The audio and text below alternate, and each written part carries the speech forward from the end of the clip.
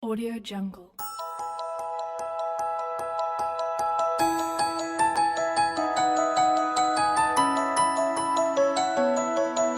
Audio Jungle.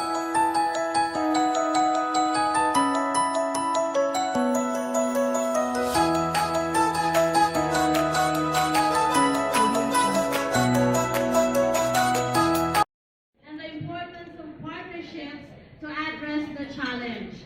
Thank you to our friends from the media for joining us on this pleasant evening. Also, we'd like to recognize the presence of the following. Dr. Rowena Cristina Guevara, DOST Undersecretary for R&D Services. Good evening, ma'am. Ms. Janet Puerto, representing Ms. Brenda Manzano, DOST's Undersecretary for Regional Operations. Asan niyo po siya? Gandang gabi po. Ayan. Attorney Emmanuel Galvez, DOST Assistant Secretary, FLA. Where are you po? Mr. Roberto Paulo Lumbatan, DOST FMS OIC. Dr. Jaime Montoya, DOST PCHYD, Executive Director. Engineer Edgar Garcia, DOST TAPI Director. Dr. Richard Burgos, DOST STII Director. Mr. Jose Patalinghog III, DOST NCR Regional Director. Ms. Maria Teresa de Guzman, DOST IAS Director. Ms. Adelaida Casareno, DOST IAS. Dr. Corazon Barba, former FNRI Director. Good evening. Dr. Demetria Bonga. I love the name. Dr. Rodolfo Florentino, former FNRI Director. Good evening, sir. And Attorney Luciden Raz. Good evening. We hope you are looking forward to our forums. Expect to learn more about the state of children's nutrition and what different sectors from government to private corporations to individuals like yourselves can do to alleviate the situation and above all, take action para sa mas matibay na kinabukasan. And all these efforts are directed towards one goal, to fortify food products and put an end to MND. For it is MND that stands between children and their dreams. As such, today marks a big step towards addressing the health issues of Filipino children. After all, they are the next generation of nation builders, and in order for them to achieve their own dreams, we need to build up their health. Okay, let's begin by learning what this forum is. Ito po yung Pagtibayin ang Kinabukasan is all about. I would like to call a reputable member of the Food and Nutrition Research Institute, Department of Science and Technology, or DOST FNRI. He has been with them for more than 30 years. Wow. Armed with a PhD in food science, he is a chemical engineer, sharing his knowledge and skills in the field of food and nutrition. Our speaker has authored a number of scientific articles in the areas of food fortification, functional foods, food quality and safety, and technology transfer. He had just been given the Presidential Lingkod Bayan Award by President Rodrigo Duterte last December 2016. Welcome, Dr. Mario Capanzana. Let's give him a big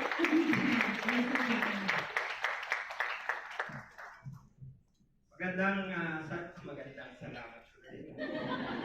Maraming salamat sa pagpapakilala at magandang gabi po sa ating lahat.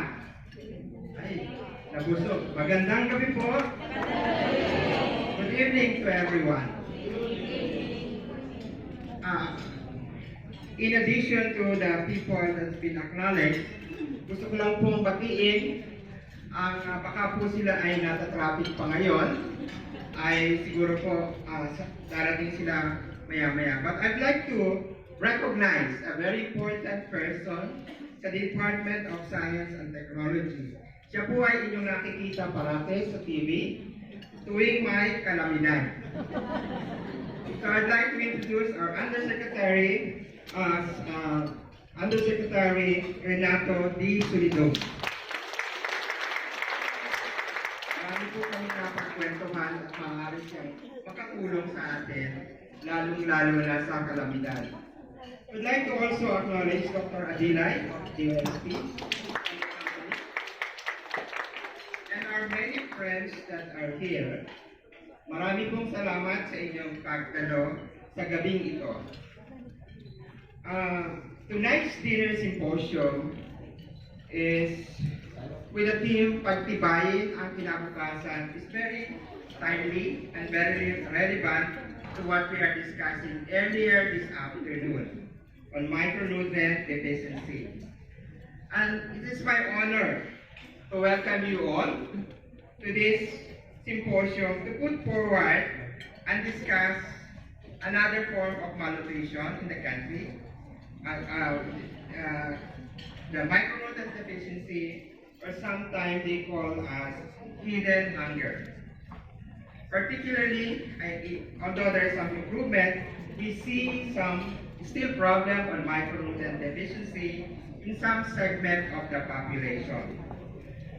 It is a hidden hunger because, unlike stunting, unlike overweight, unlike obesity, that we can see the obvious sign of the deficiency, children having micronutrient deficiency cannot easily distinguish from those that are affected and those that are not affected. So we organized this symposium as part of the 43rd edition of the FNRI seminar series, which aims, of course, this symposium aims to discuss what is the current status of micronutrient deficiency in the country, what are the R&D initiatives done along this area, as well as the solutions to solve the problem for use by our public and private sectors. We invited representatives from the legislative branch of the government, industry, micro, small, and medium enterprises, and the media to serve as panel and share their vision and innovation and experiences in combating micronutrient deficiency. We thank the organizer and the committee who made possible this event in this year's seminar series. I hope everyone will find the symposium engaging and will have productive discussions which will push for better health and nutrition situation in the country. Before I end, I wish to greet one of the pillars of the nutrition and my former boss, Aninong, a happy birthday today.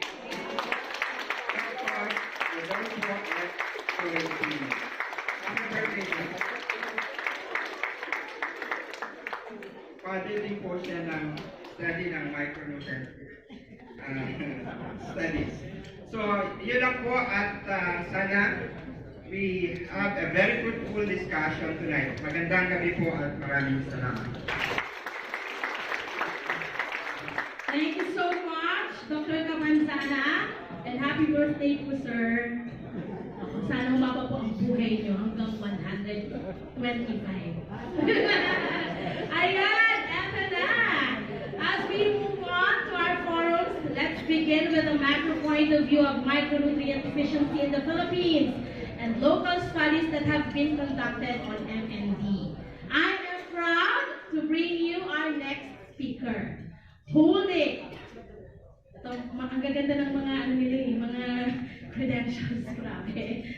Holding a Master's of Science in Nutrition from the University of Indonesia and a PhD in Nutrition, cum laude, from the same university. She is currently an assistant scientist of the Department of Science and Technology at the FNRI. She is the principal investigator of numerous community trials, has published several papers in peer-reviewed international journals, and has been invited as paper presenter either oral or in poster form in various international and national fora.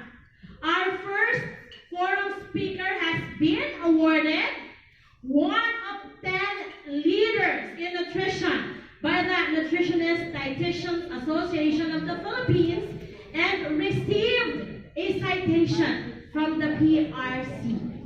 Please welcome Dr. Imelda Agdepa.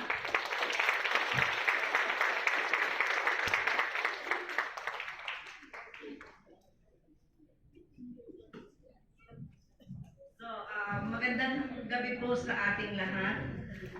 To all our valued partners and guests, a pleasant evening, and I hope all of us today have been really enticed with the very, very good MC, the excellent MC, Love Anywhere. Love you, ma'am. So, my topic is actually on micronutrient deficiency. Can you just give me the first slide? So, zooming in on micronutrient malnutrition and R&D efforts to address micronutrient malnutrition. So, for those who are with who have similar profession as myself as a nutritionist, please bear with me because I'm giving you basic information just actually to set the stage for all of us and understand each of the terminologies that we'll be going to present to you this evening. No? So, what are micronutrients? These are very basic. So, palagi po natin sinasabing marami tayong problema sa micronutrient deficiencies. But what are these micronutrients? What is micronutrient? So, micronutrients are dietary components, often referred to as vitamins and minerals. So, that's very simple. These, which although only required by the body in small amounts, they are actually vital to the development of disease, prevention, and well-being. Therefore, our body needs very little amount of micronutrients, but if these micronutrients are lacking even in small amount in our body, of course, we have to suffer from deficiencies, and these are actually resulting to diseases. Micronutrients are not produced in the body and must be actually derived from the diet. Some are actually derived from the diet. That's why we call this indigenous micronutrients. You have to obtain it actually from our diet. So, ano po yung mga importanteng micronutrients na sinasabi natin ngayon? Palagi po natin tinutukoy, ano ba yung iron, ano ba yung mga zinc na yan, vitamin A o kaya folate. So these are actually some of the micronutrients that are actually important that is to be discussed this evening. So iron is an essential mineral critical for motor and cognitive development. It is actually needed in the formation of hemoglobin. We keep on saying, magpa-CBC ka para malaman mo ang hemoglobin. And what is hemoglobin? It's actually the red coloring of your blood. Therefore, if one looks very white, no, you should not assume that she is really white. It might be that whiteness is paleness.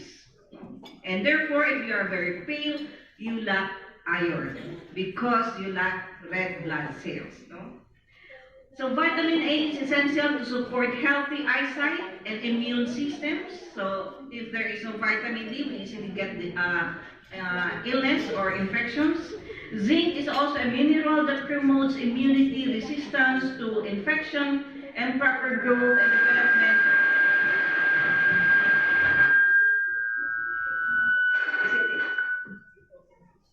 Sorry. Resistance to infection and proper growth and development.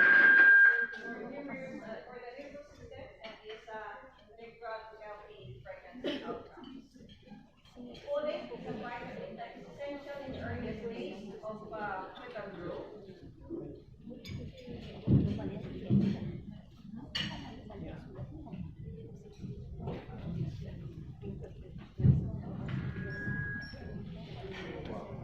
Sige, hawakan ko na lang daw. So, folate is a vital it's a vitamin that is essential in the earliest days of fetal growth to healthy development of the brain, spinal cord, and skull. Sufficient levels of folate in women prior to conception can actually reduce neural tube defects. So therefore, folate is actually very good or very essential in brain development. Therefore, it is really required for a pregnant women during the conception period to really at least have already iron folate supplements. And what is actually micronutrient malnutrition, or commonly called micronutrient deficiency? This is actually a condition when food intake is less than body needs for prolonged period of time. Hindi naman kaagad-agad na kung ngayon ay kulang tayo ng kinain ng meat or vegetables, hindi ka agad-agad magmamanifest yan na ikaw ay kulang sa iron, ikaw ay kulang sa vitamin A or kulang sa vitamin C, no? It is actually a cumulative total of your exposures of inadequate intake for quite prolonged period of time. Micronutrient malnutrition is widespread in the industrialized nations, but even more so in developing countries like the Philippines. It can affect all age groups, but young children and women of reproductive age tend to be among those most at risk of developing micronutrient deficiencies. Micronutrient malnutrition has many adverse effects on human health, not all of which are clinically evident. That's why we said it's actually hidden hunger. No, it's just because manifestation is actually not so very evident in physical looks. Even moderate levels of deficiency can have serious detrimental effects on human function. What are the consequences? Of course, frequent attacks of illness, poor scholastic performance, poor cognition and attention span, and low productivity. I was just actually in another forum a while ago. I was just trying to say a story, saying that in one of my studies where I separated actually those children who were anemic and those children who are not anemic. The teacher in front was actually delivering lectures, no, in an elementary school. While we were actually at the back because we were observing attention span at that matter. So we were actually, the teacher herself did not actually know what the intention is. So we were at the back, and then you can see actually these children who are actually anemic, as already screened and identified by us. They are so makulit, and they always go out and then come back and then run inside the room, or trying to do something to other classmates. So ito yung sinasabi natin, after a few minutes of sitting down, the child, if he's anemic or suffering from any kind of maybe also iodine deficiency, that child is really having a lack of focus and attention span is very short. So the existence of micronutrient malnutrition has profound implications for economic development and productivity, particularly in terms of potentially huge public health costs and the loss of human capital formation. In one of our published studies, we actually costed micronutrient deficiencies of like iron deficiency, vitamin A deficiency, and zinc deficiency. You can see that the amount of direct costs, meaning to say medicine, the medicines and other medical costs, is actually sharing the largest amount of cost from the from the total budget of the country. No, so you can just imagine how profound the impact of micronutrient deficiency if we are suffering, if children and the population is suffering from this. So therefore, allow me now to actually tell you what is the situation now of micronutrient deficiency in the Philippines. In 2013, we had conducted the National Nutrition Survey, and we collected blood from all the regions, 79 provinces, including and the NCR. We covered 3,377 enumeration areas, and we covered also from this we had 36,634 households, and we actually had a final sample size of about 191,316 individuals. On anemia, we have found out that anemia prevalence in 2013 was actually 11.2.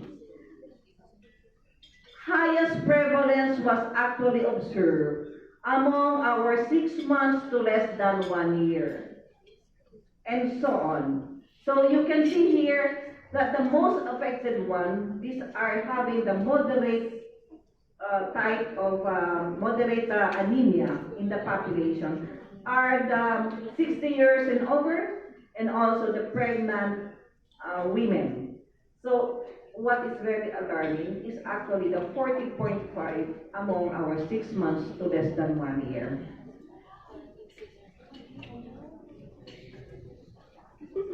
Let's see the trend.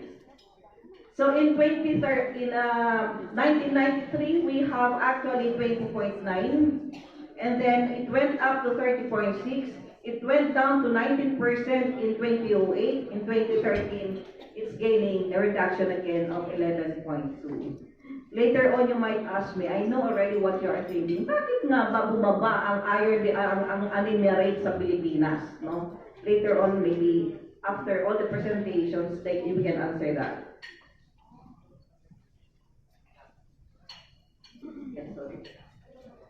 So, however, if we try to actually do a trending among our children, you can see here that among the 6 months to less than 1 year, is ito po yun. Still having the severe anemia prevalence. And for those 1 year to 5 years old, it's going down. The same holds true with the other with other age groups.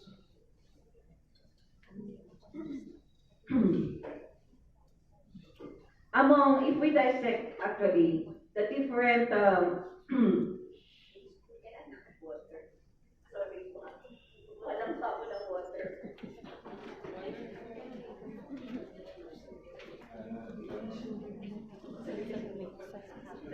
Pag tinignan po natin ito, nakikita po natin na yung prevalence natin talaga ng 6 months to less than 1 year ay talaga pong problema mula pa noong 1998, no? Nakikita po natin yan, 56.6, and then it went up to very severe form, a severe category that is actually 66%.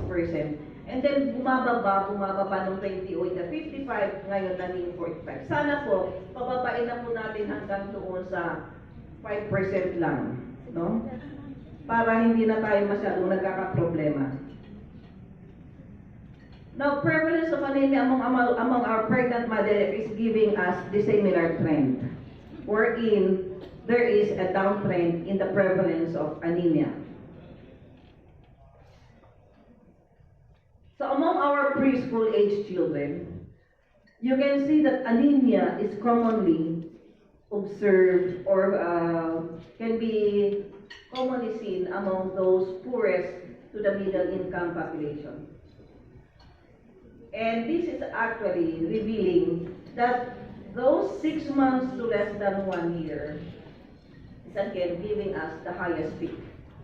And compared to those that are older age group, you can see that they are moderately suffering from anemia. However, you can see here that high prevalence is still existing. They are still having the moderate problem. So by wealth quintile, you can see here that among 20 to 59 years old, this one here, the red one, and among the oldest population, that's 60 years and over, the elderly is having a moderate form of anemia.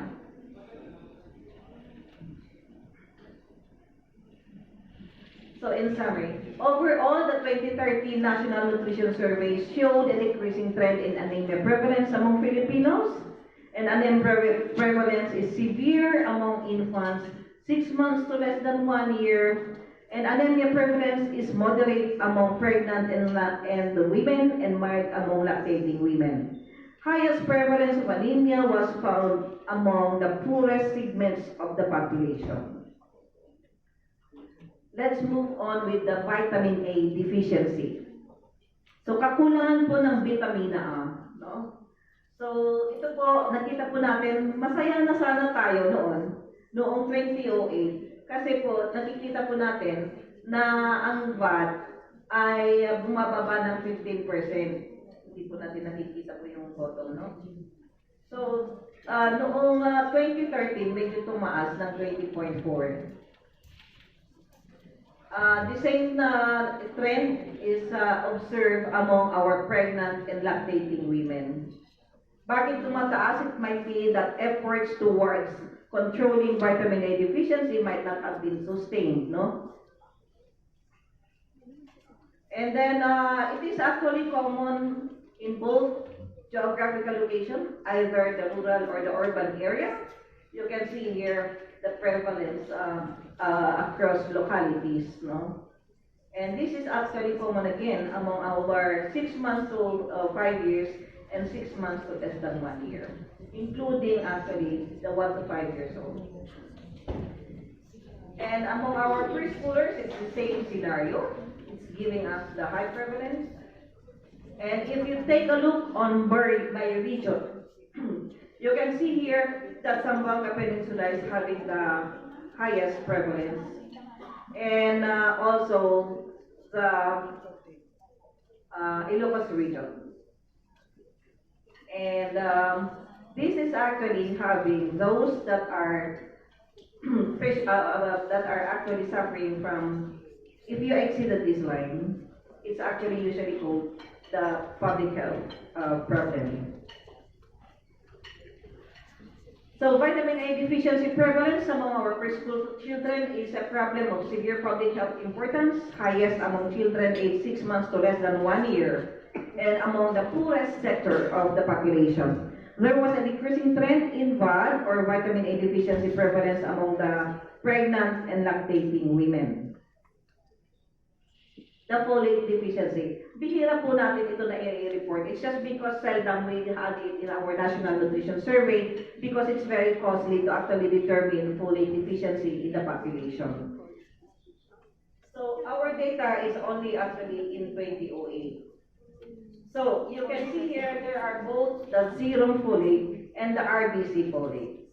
So serum folate is actually the one that is reflecting actually another indicator of the folate deficiency. And here in the Philippines, it's 13 to 19 years old, this one. The pink one is having the highest prevalence, including actually the 20 to 29 years old. So who are these? These are the women of reproductive age, no? So ito po yung mahirap, pero try to consider also those actually in the 30 to 39 years old and the 40 to 45 years old having the high prevalence also. Now with regards to RBC folate, it's the same scenario wherein actually our women of reproductive age are having the highest prevalence. So ano na ngayon, ano na kanina yung epekto ng folate deficiency? Ano na po yun? Neural tube defects. Therefore, the brain is really affected, no? The brain of the child is affected. If that pregnant woman who is actually folate deficient will bear a child, then actually that child will be having a brain development that is not so mature, no? So prevalence of so with regards to the pregnancy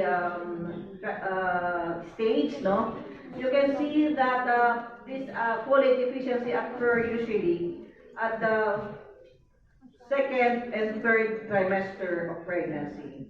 And in the RBC folate, you can see here that's actually occurring already as early as the first trimester. So prevalence of folate deficiency among women of childbearing age was highest among our younger age groups of women of reproductive age, and the prevalence of folate deficiency using serum folate as index revealed that the second and third trimesters of pregnancy are highest, while using the red cell folate, the second trimester is the highest. So zinc deficiency. Zinc deficiency, what will happen to a child or to all of us? Shorter or standing o marami pang mga ano. So it's actually more on physical growth and also for immunity, no? So you can see again our data is actually giving us that our children is really suffering from zinc deficiency. It's very, very high. It's actually 21.6% among our children, preschool children, both among males and females, and school-age children, 6 years to 12 years old, again, males and females giving us 31% and 33%. No? So, talagang female is 33%, 28% for male. And for adolescents, also, it's a very high, 29 and 32%. 29 for adolescents 13 to 19 years old. If we disaggregate our data to male and by gender, you can have the male suffering higher prevalence than the females. And well, this one for adults, you can see here that it's 20 to 58 years old, 31%. Disaggregated by gender, it's giving us also a high prevalence. And this is actually a problem across all age groups. And the same holds true with the others. Now, sick levels of pregnant women is also a problem. It's very high, and also among lactating women. It's terrible, no? Lactating women for the first 6 months, it's actually 45.6. So based on zinc, International Zinc Council Group, ano na yun, Leia? I think, no? Suggested guidelines for public health concerns, zinc deficiency among these selected population groups was on a high, was of high magnitude, that is actually more than the 20%. Therefore, zinc deficiency is a national problem because the prevalence in all age groups exceeded the 20% cutoff. So progress in the Philippines for iodine, we are getting better on iodine deficiency. So what can be done?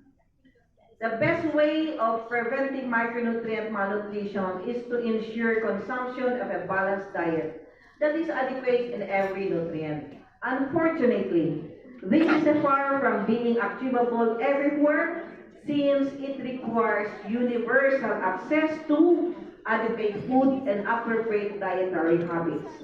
From this standpoint, therefore, food fortification has a dual advantage of being able to deliver nutrients to large segments of the population without requiring any radical changes in food consumption patterns.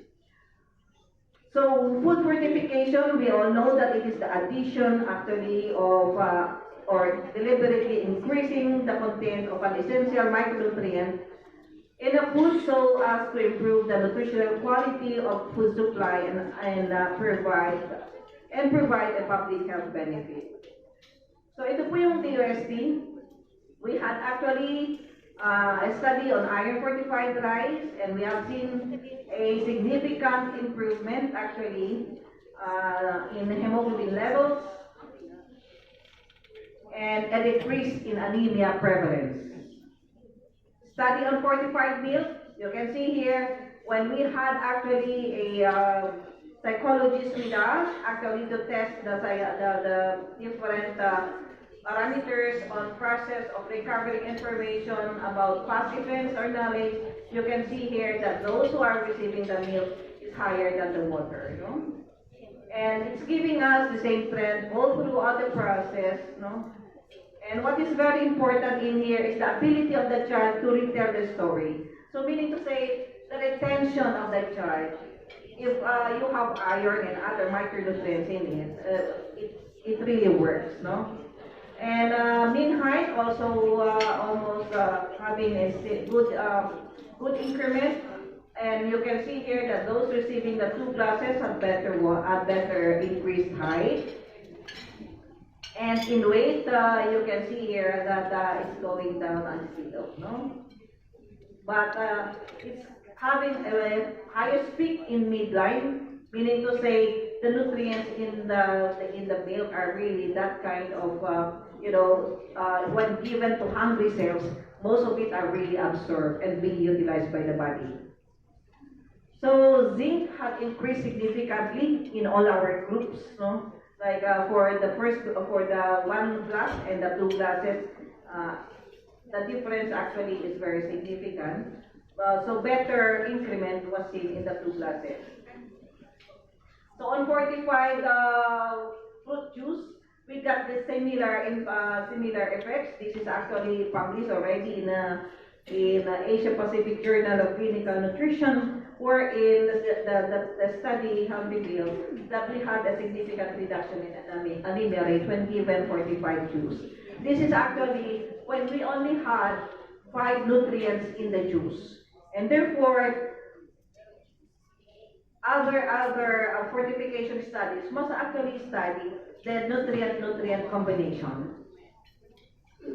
So zinc also had serum ferritin did not increase so much, however it has deposited some. And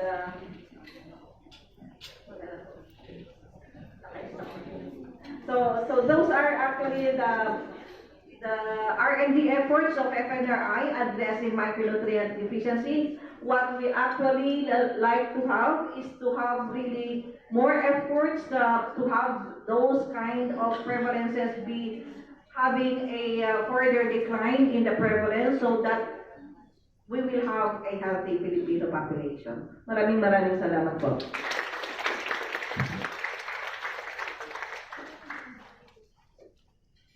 Wow! Dapat yung mga pinapatrend sa social media, no, ng mga information. Thank you so much! Napaka-informative. I'm sure marami na po tayong natutunan from that alone. And thank you so much, Dr. Agdepa, for your hard work. I think it's hard work, no, na pagsama-sama niya lahat ng informasyon na yon. And I think all Filipinos should know itong informasyon na to. And it's a good thing na bumababa na at sana mawala. Diba? Yun ang target natin kaya may mga ganitong forum. Okay! Palakpakan naman natin si Dr. Agdepa. Very good. Thank you so much.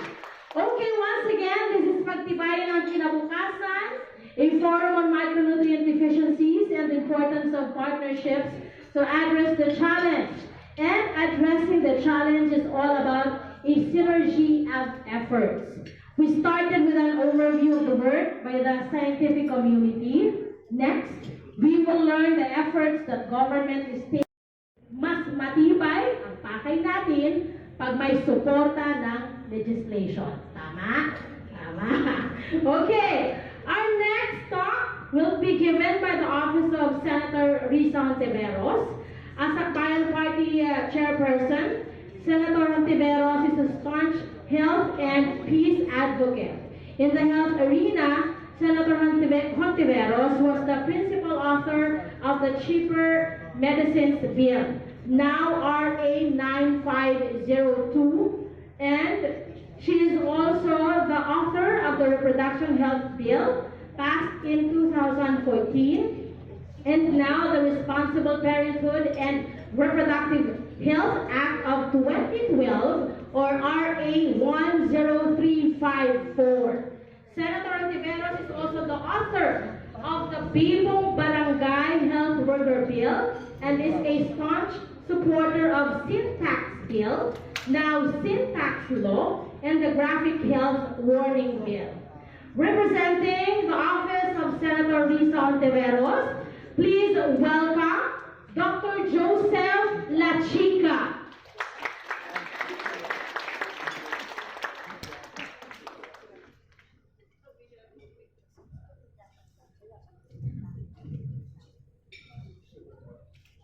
Good evening, everyone. I'll be reading the message of Senator Antiveros. A pleasant evening to fellow health workers and fellow advocates for a healthy Philippines. Allow me first to thank and congratulate the Food and Nutrition Research Institute on the observance of the Nutrition Month and for organizing this dinner symposium. Thank you for gathering nutrition experts, advocates, academics, public health experts, and industry partners to emphasize the need for a multi-dimensional action in fighting malnutrition in the country.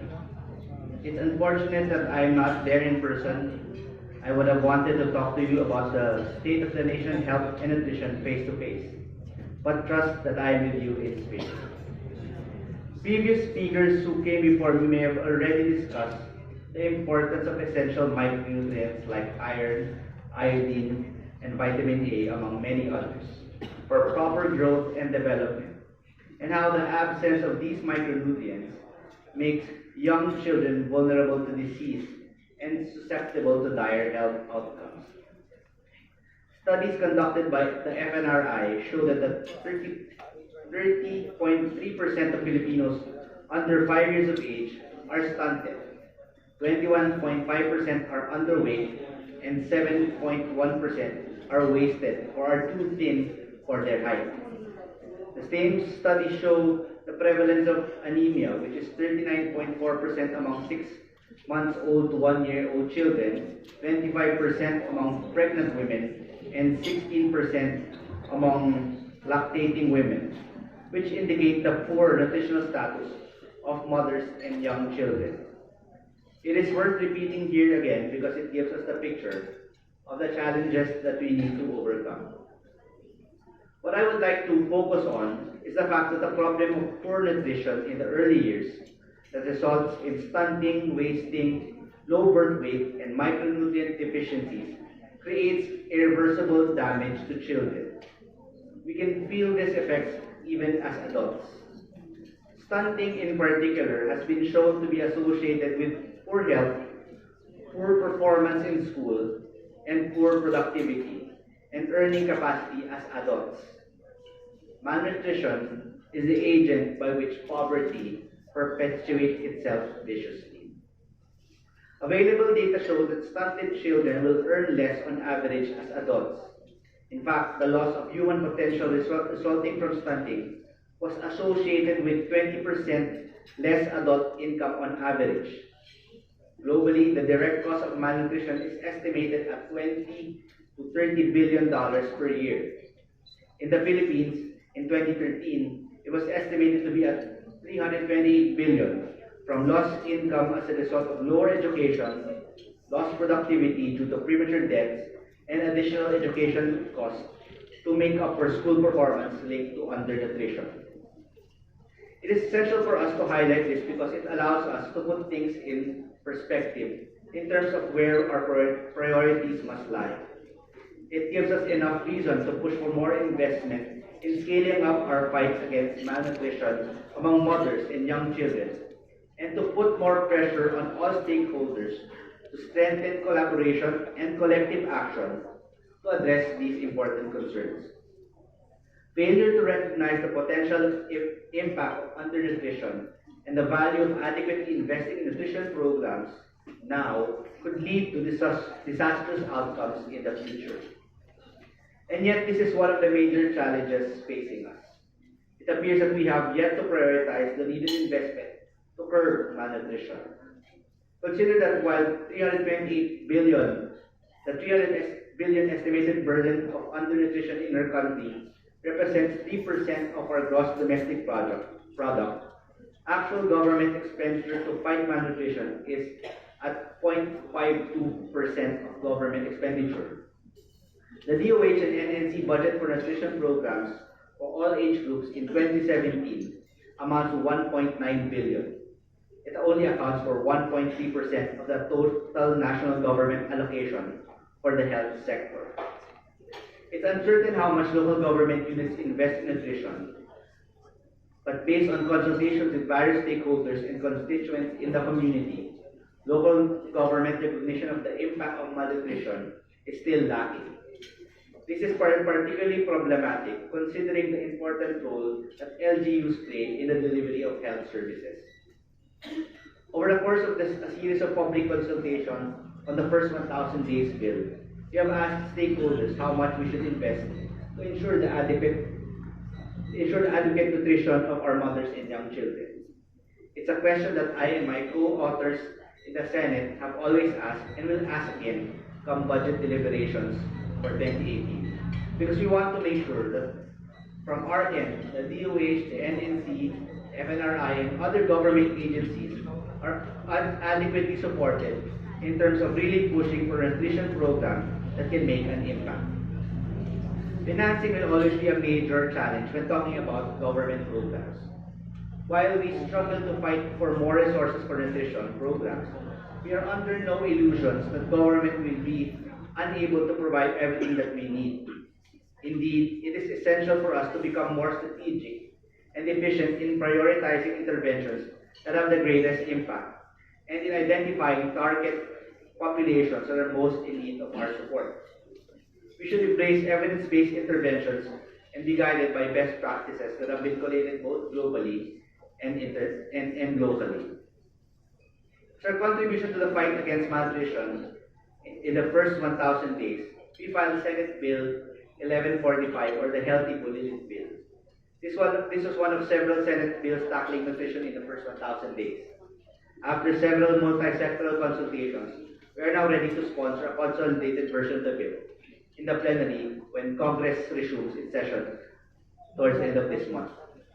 With this piece of legislation, we will make sure that malnutrition becomes a priority of government, both at the national and local level, that adequate resources are made available year in, year out for appropriate government agencies to pursue strategic programs and to empower them to provide technical and financial assistance to populations in most need.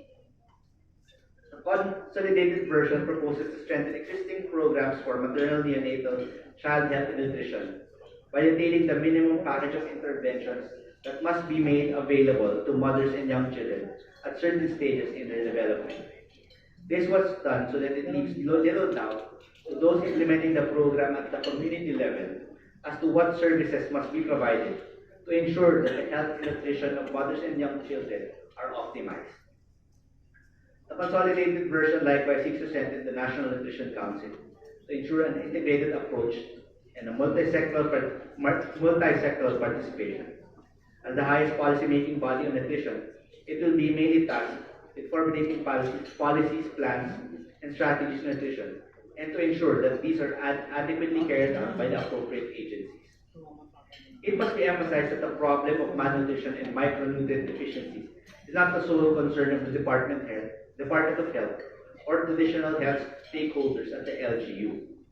Improving our efforts to address malnutrition requires an approach which involves all parts of society, the government to ensure that legislation exists and that procedures are secure but easy to understand, civil society for all the important groundwork, research and organization, and the private sector for best practices and the sharing of resources.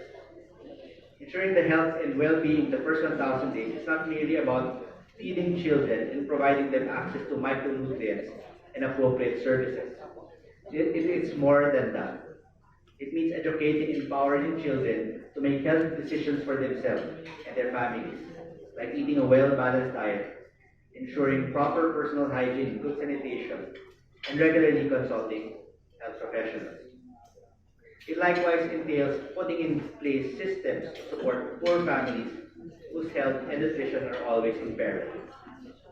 Today's dinner symposium with its theme, Pagtibayin ang Kinabukasan, a forum on micronutrient deficiencies and the importance of partnership to address the challenge, perfectly echoes the call for multi-sectoral participation to fight malnutrition.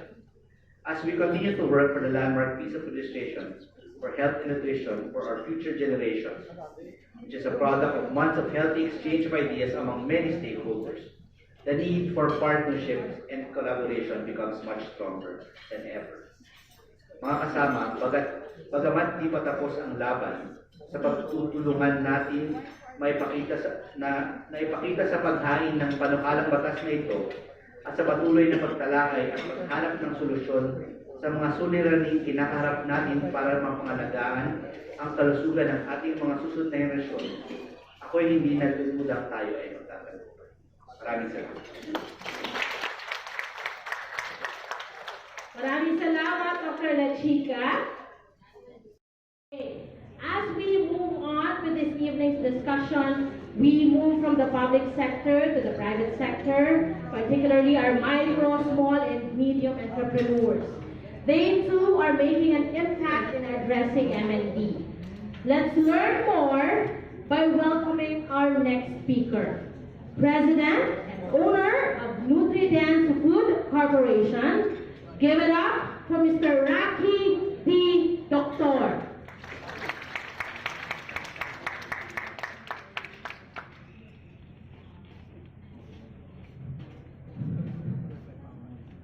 Magandang gabi po sa ating lahat. Kulang yata ng microphone. Good evening, everybody. Better. I am Rocky, Doctor of Longley Pharma and NutriDance Food Manufacturing Corporation. I am an adopter of various technologies of FNRI. I was not passionate towards our subject this evening until I was oriented with the 2013 National Nutrition Survey reflecting the high statistics of micronutrient deficiencies in the Philippines. It was a picture of 3 out of 10 children malnourished from the vulnerable age group in the society, who could be my relatives, children of my friends from my neighborhood, or it could be yours. Another picture is one of the iron deficient women at reproductive age who are less conscious of their nutritional status and unaware of their contribution to the society. Those pictures mean much to me, that compelled me to draw a vision out of that condition. We built a company, NutriDance Food Manufacturing Corporation, a part of Longley Pharma. As one of the 99.5% SMEs out of the 900,914 establishments in the Philippines today, who choose to play a role in the micronutrient deficiency challenge, being driven by a mission to respond to nutrition, as we claim our tagline, your nutrition, our passion. Like other SMEs who would like to change the picture shown earlier into a healthier children and women, we are aware that our role is to help the DOST technologies or to bring the DOST technologies to all families by turning DOST technologies into actual products and be part in the distribution chain, thus make these food technologies available as micronutrient deficiency intervention. Our company have produced products based on GMP standards, and in partnership with co-SMEs, we have brought our products to some provinces already. And believe me, it works. But need to collaborate with more SMEs, such as drugstore owners, if there are some here, distributors, grocery and sanitary store owners, home-based dealers, distribution-oriented individuals for the product distribution all over the country. Our total SME, 900,000 plus SMEs in the Philippines, can significantly change the statistics in the National Nutrition Survey if each one of us would offer a pack of Remo curls to children, including school children, Remo blend, Mamsi, and iron fortified rice to all mothers. By the number alone in the distribution chain, SMEs like me can help in the solution to micronutrient deficiency.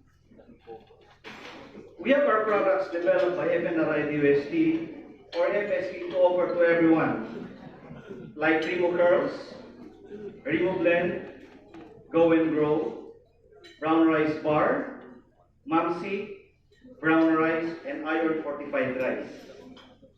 As an SME myself, may I also like to take this opportunity to offer these products to our partner government agencies, UN organizations, NGOs, companies and individuals to please include these products in your nutrition programs. In behalf of the SMEs, I believe that your patronage to the DOST FNI developed products will definitely make a big difference in the micronutrient deficient programs. Thank you, DOST, to our DOST officials who are here. Thank you, Dr. Capansana, and the family of FNRI for this opportunity given to us with the SMEs. We take the challenge and assure everyone that SMEs will be active partners in the micronutrient challenge forever. Thank you everyone for listening. Thank you so much, Mr. Rocky Doctor. Sabi ko sana, Dr. Rocky Doctor. Thank you so much, sir. It is encouraging to know or to see how MSMEs are also doing their part to address this issue of micronutrient deficiency. Okay, as we continue to focus more on the efforts of the private sector, our next forum will examine how the industry sector is doing their own part to address MND. This will be tackled by our next speaker. Armed with a law degree from Ateneo de Manila, he started his work with Nestle in 1978. Kasing age kami. Tanda yata ko dito. 1978, fantastic! And moved from marketing trainee to most recently the head of corporate affairs in 2015. Masarap itong maging empleyado. No? Magaling na tao to siguro. Throughout the years, he has worked with Nestle offices across the world. Alright. Including Switzerland's coffee and beverage team and ice cream business as well as South Africa's ice cream business. Yeah. His initiative include leading the Nescafe plan, one of the company's most important CSV initiatives, and the successful integration of Wyatt Nutrition into Nestle. Please welcome, sasabihin ko sana His Excellency, Attorney Ernie Masenon.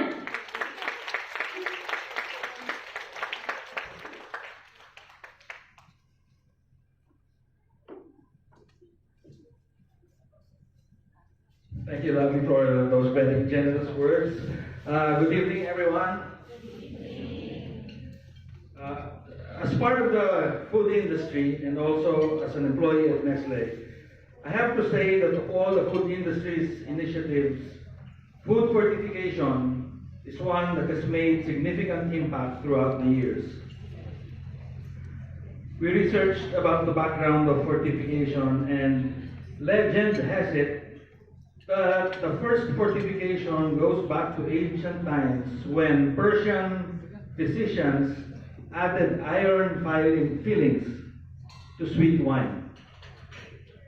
Although we may not encourage the excessive consumption of wine at the moment, other food and beverage products have now been deemed good delivery systems of micronutrients. As early as the 1920s, salt fortification almost single-handedly resolved the goiter epidemic. Milk fortification came around in the 1930s, and rice fortification followed in the 1950s.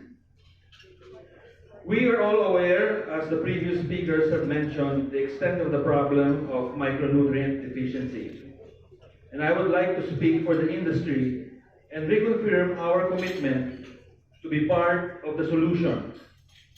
The food industry is one of the many effective partners of governments in ensuring that our products not only deliver on quality and taste, but also deliver essential micronutrients needed by the population we serve. The industry's role. Our strengths lie in the industry's capacity for research and development and our consumer insight, which ensures that the products we produce are delicious, acceptable, and affordable to consumers. As you all know, fortification is not just about adding micronutrients into a product. It is a challenge for the food industry to ensure a balance between taste and acceptability, as fortification may impact the taste of the product. We spend a lot of time and resources to achieve this balance. Food manufacturers produce products that are distributed across the country, from big supermarkets to sari-sari stores. And these are the daily source of food for the majority of our population. We have a good distribution system across the country. The industry can achieve significant scale that no other organization can. Last also, it is not just within the country, but also big food manufacturers also within the region enjoy the benefit of breadth and distribution across borders. Lastly, we also produce products that are affordable and accessible for the bottom of the pyramid, those that most need these micronutrients. To give you an idea on the scale of our reach, in Nestle, the amount of fortified servings that reach consumers, which has increased every year. Last year, we counted 22 billion servings of various fortified products were consumed in the Philippines. This is just one company alone. You can imagine the effect this would have on the population when other companies are taken into consideration. In the Philippines, some sectors have been required to fortify their products in salt, flour, rice, oil, to name a few. Studies across the world found that wheat flour fortification with folic acid, for example, has reduced neural tube defects. Fortification with iron reduced iron deficiency, and flour with multiple nutrients reduced anemia. On the other hand, other manufacturers voluntarily fortify their products. Some examples would be Tiger Biscuits from Mondelez, which is fortified with vitamin A and iron. Bread like Gardenia is fortified with vitamin A, iodine, and folate. And milk, like our very own Bear brand powdered milk drink, is fortified with iron, zinc, and other essential micronutrients lacking in the Filipino diet. Through the years, Bear brand powdered milk drink fortification delivery has improved, ensuring it has the optimal amount to address the nutritional gaps to delivering absorbable iron. Through a local study, Bear brand powdered milk has also been shown to increase hemoglobin levels of school children. These voluntary examples are testament to the industry's commitment to address the problem of micronutrient deficiency in the country. Within our organization, Nestle is committed to reach 200 billion servings of fortified products across the globe. And in fact, it exceeded that target by delivering 207 billion servings in 2016. We target to reach millions more by 2020 and to initiate collective actions to reduce micronutrient deficiencies in 10 countries where Nestle is present, which includes the Philippines as a key market. Nestle has taken the initiative very seriously and has disseminated across the globe a policy on micronutrient fortification. The policy requires fortification of products with public health significance. Fortification must take into consideration consumption pattern of the product. It must encourage consumption of must not encourage consumption of high saturated fat, high sugar, high calorie, and high sodium food. And the product fortified must be affordable. I think one thing that's very good for the industry is that competition encourages the different manufacturers to really bring down the cost and deliver the most nutritious product to the market. There is still much room to intensify and promote fortified products. Further local R&D support using the expertise of the DOST FNRI is needed to improve fortification delivery, such as exploring bioavailable fortificants and conduct impact studies on the effectiveness of fortified products. Industry also should consider further affordability of all fortified products in order to target the population most in need of these micronutrients. Lastly, both industry and government should focus as well on advocacy to ensure that consumers understand the value of fortified products we distribute. We all have a part to play, from micro, small, medium enterprises to multinationals, from national government to local government on the ground. We need to continue a strong public-private partnership. One cannot work without the other, and I'm here today to express again our sincere commitment to address micronutrient deficiency in the country. Thank you very much for your time, and I wish you all a pleasant evening. Thank you so much. At yung iba pang kumpanya, ganun din, no? Sigurado na may eradicate ng MND. Anyways, from public to private sector to industry sector, thank you so much, Dr. Maceron, for showing us the concrete plan being taken by your sector to fight MND. Thank you. Okay, now, to be able to truly fight MNDs in the current context and in a fast-changing environment, it is even more important for us to be informed of the right information on why and how we fight. Thus, media plays a crucial role, which will specially be tackled in our next forum. Representing veteran journalist Maria Ressa, whose illustrious career spans 25 years in both the media, most notably as CNN's Manila Bureau Chief and lead investigative reporter in Southeast Asia, as well as the academe. Please welcome Ms. Gemma Mendoza, Head Research and Content Strategy of Rappler.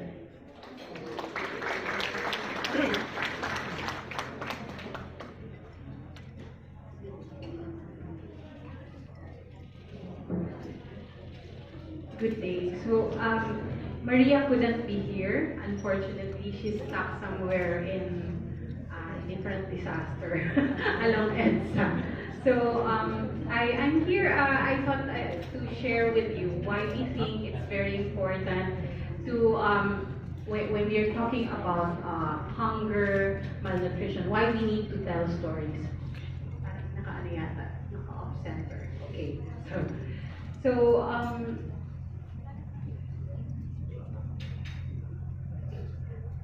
okay, so who here has read about this? The Unli Rice Yes, so that was the latest trending topic online.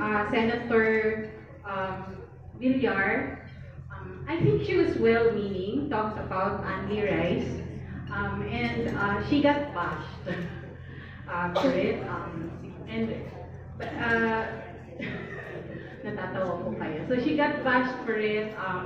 Napaka ano daw nung ganong klaseng proposal when there's so many things na mas importante. But we have actually like a few days after the controversy erupted in social media, we came out with this animated about precisely that issue, Anli Rice. And we thought kasi, what we pointed out in that animated editorial, so animated is our editorial where we talk about current issues and try to explain the significance of those issues. What we pointed out there is, the senator actually takes up a very important subject matter. What is that? Malnutrition. And diba, the fact that our diet is so focused on something of the rice staple. And actually, we took that up because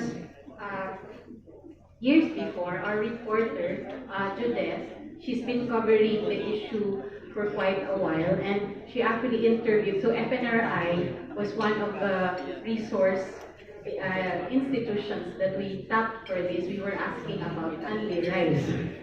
And this is what a story she wrote about. What is the problem with Anli Rice? If you go to that story again, there's quite a whole stream of conversation around it. People were debating about the issue.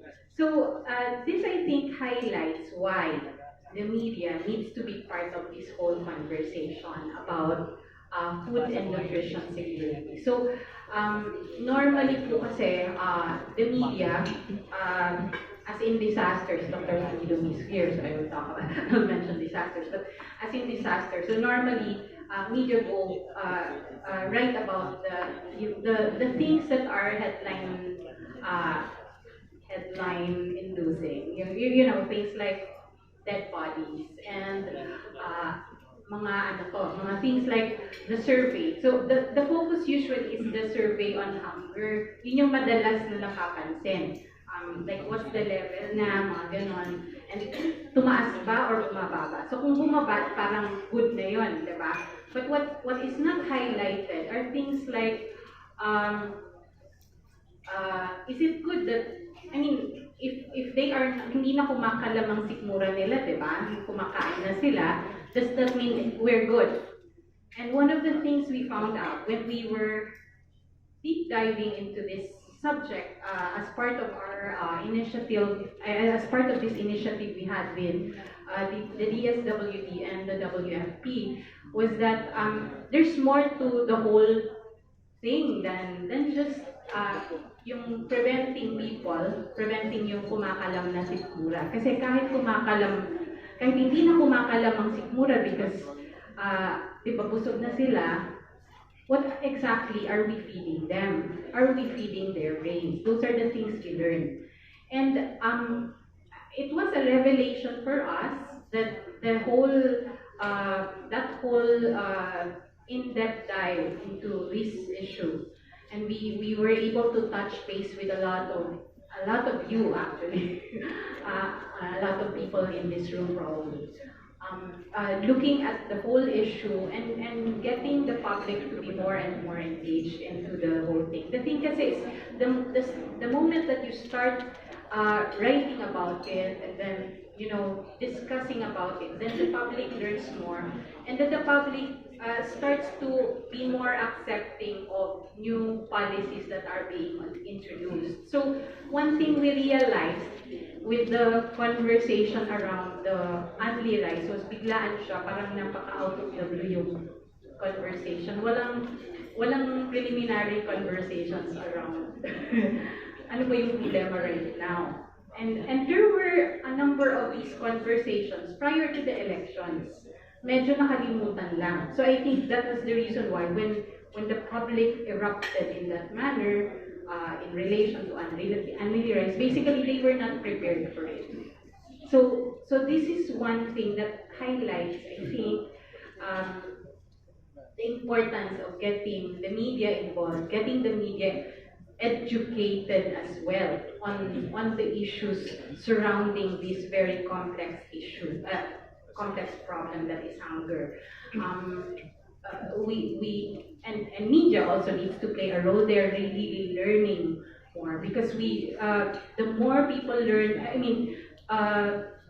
the way you introduce change is really by starting to explain things, by explaining things to people. So that was one of and also, we also did this survey with the WFP on food and nutrition, and we tried to explain what we found. So it's part of the deep dive. We tried to explain what we found during the survey to our audience in visual form. Why? Because the audience now is very visual when they communicate. It's not enough to talk in words and in text. You know? So those are among the things, and I think that is very important in making sure that the storytelling continues. I think is very important when we're trying to introduce changes, changes to policies or changes to behavior. Diba? What do people eat? Mas mahirap pa nga yun yung changing people's behavior, diba? I think, babalik ako tayo, kasi Dr. Solido Lucy, babalik ako doon. One of the things that one local government leader likes to say is yung isa daw na malaking problema sa disasters is sakit, tigas ng ulo.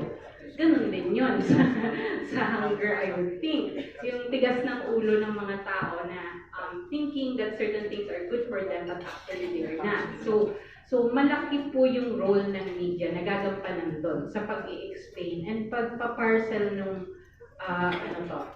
conversations into bite-sized pieces that the public can understand. So that little by little change is introduced. And when we're talking media, we're not just talking now of media, broadcast, print, the traditional media. As you well know, a very significant part of media now is digital media, social media. So that is very important as well. Being able to take part in the conversations there is important. So that is what we try to do at Raptor. We try to engage them, we try to understand how they understand the issues so that we can explain it better.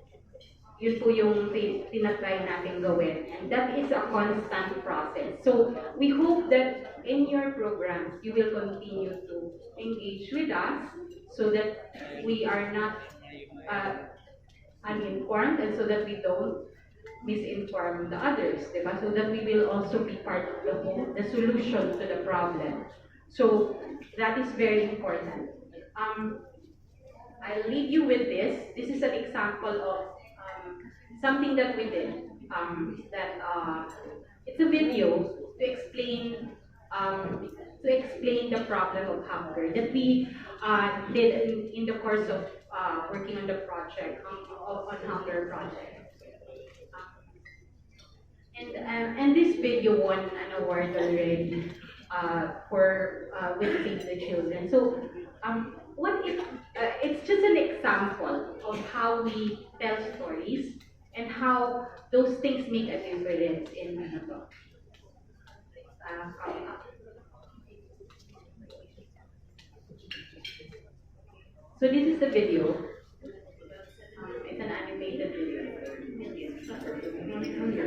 That's about 1 in 8 people. 98% of the hungry live in developing countries. Not enough resources to And a feed lot the of world. people were not familiar. It's just that not all have access to food. Ironically, those most vulnerable to hunger are directly involved in food production. 1/2 of the hungry belong to small farming communities. Hunger persists because of conflict and war, natural disasters, climate change, and poverty. But hunger actually starts in the womb. Every year, 17 million children are born in the womb. Ideally, a minimum of 1,800 kilocalories a day should be consumed to be healthy. Yet many people go through days, weeks, and months living on much less. Undernourishment is the lack of enough energy and nutrients. It is a less visible form of hunger that affects mothers, children, urban and rural poor. Hunger continues to be a serious problem. 3.1 million children die of malnutrition each year. That's almost 45% of all deaths in children under 5 years old. But hunger can be stopped.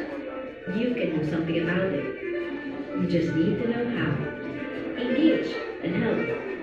Spark change. Stop hunger. So that is the video. And just to give you an idea, in the first year of the Hunger Project, the content around it generated over 1 million page views on the website on content around hunger. And that was difficult to do, to be honest, because more than usually, people are more interested in entertainment, things like that. Yun po yung kalaban natin. So it is very important to be able to translate the content that we do, the research that you guys are doing, the ones that were presented here. It's very important to present those in engaging ways, in visual ways. And one way to do that is by continuing that conversation with us. Thank you very much.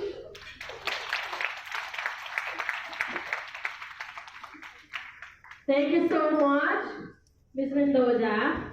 Grabe, ang galing ng video. At this point, palakpakan naman po natin ang lahat ng ating speakers for tonight. We're really preparing their talk. Sobrang ang dami nating informasyon na nakuha from MND. And of course, we would like to thank FNRI for providing us with a macro perspective on micronutrient efficiency. Dr. Joseph Lachica, maraming salamat po for taking us through the public sector's efforts. Mr. Doctor, yes sir, marami pong salamat. And Attorney, idol na to. Hindi ako naging idol. Attorney Ernie Masinon, maraming salamat for taking us through the action plan of the private sector.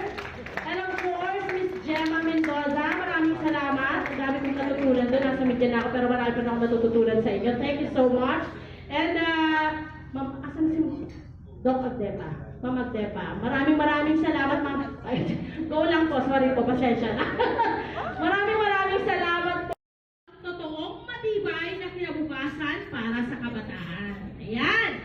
And once again, let's give a round of applause for all the speakers for tonight. Maraming salamat po for taking your time. Ang iba pa yata ay na-traffic. Kakambal lang po natin yan. Maraming salamat. And of course, our friends from the media for joining us this evening for Pagtibayin ng Kinabukasan.